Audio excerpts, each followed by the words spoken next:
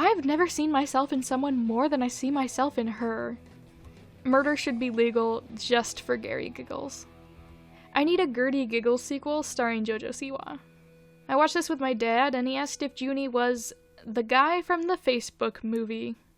Every concert I've been to has been a disappointment, cause no one can live up to Carmen Elizabeth Juanita Echo Sky Brava Cortez. Shout out to the credits for giving a special thanks to Autotune and George Lucas. Spy Kids 3D, game over. The digital becomes real and forms a hyper-reality. What do the 3Ds in the title signify? It is clear. Digital Death Dystopia. Produced, written, directed, shot, edited, VFX, supervised, and composed by Rodriguez himself. If that's not auteur filmmaking, then nothing is. Legitimately, so many awesome things about this movie, but what I'll emphasize is that I absolutely need to ride on one of the pogo stick frogs. This whole movie looks like the animations at a bowling alley. After watching the love of his life fall to her death after risking her life to save his, a now heartbroken Juni Cortez drops to his knees. As a lump forms in his throat and the tears well in his eyes, he softly exclaims, You never even got an email address. There are countless things I can say about this movie, and none of them will do it justice. Let me just say that in English class, my friend made a lengthy presentation supporting the idea that Demetra is a tragic hero, and it changed the way I look at this film forever. By far, the most iconic part of this movie is when Elijah Wood shows up as the guy, TM, gives a rousing speech, and then gets absolutely wrecked, all within 30 seconds of screen time. Pros, superior intellect. Cons, physically disabled. The grandpa guy makes a big deal about getting legs in the video game, but then starts flying around in a rocket wheelchair in the real world. There's 5 Sylvester Stallones, and one of them is disguised as George Clooney, who's the President of the United States. This film is a cinematic masterpiece. When George Clooney glitched into Sylvester Stallone, my soul left my body. The scene with the invisible robots at the end is a metaphor for the hidden struggles gamers go through.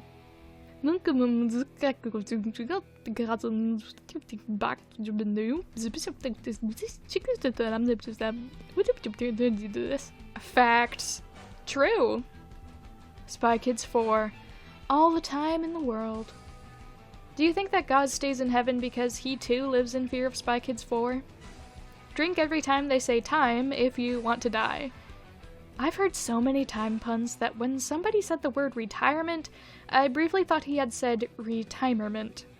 Just want everyone to know that when I saw this in theaters in 2011, the 4D aspect of this movie was a scratch and sniff card that you got, and randomly throughout the movie, numbers would pop up on the screen so you knew which section of the card to smell to experience the smell of the movie with the characters. All of the numbers smelled like farts. How can I tell what's going on with no smell-o-vision? What does the bacon smell like?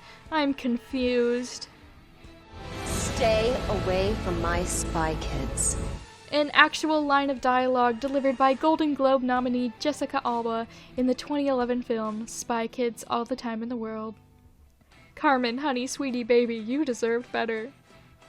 Emily Osment only appeared in the original Spy Kids trilogy for maybe 5 minutes total, but she used her pigtails to fly, and that makes her more memorable than both of the thoroughly uncharismatic kids in this movie.